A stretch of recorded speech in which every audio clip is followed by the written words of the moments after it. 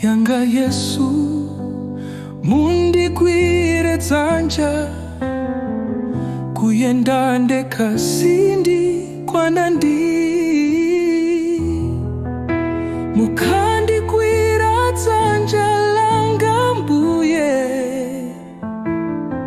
sindidzaopa kanthu kenayi.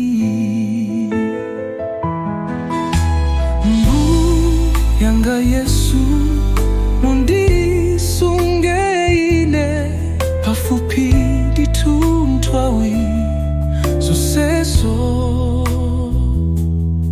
Ndikasowa inu mpulumutsi, ndizasokera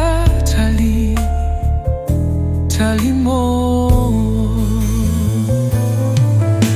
Mbuyanga Yesu, sindingapanda inu, mukadza mtima mwangamo.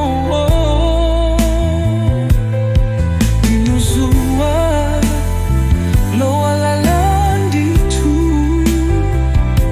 lakuwalitsa mtima momwemo.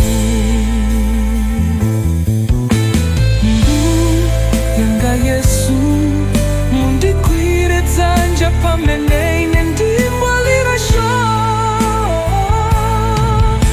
Mukandigwira Dzanja langa mbuye, sindidzaopa kanthu kenayi.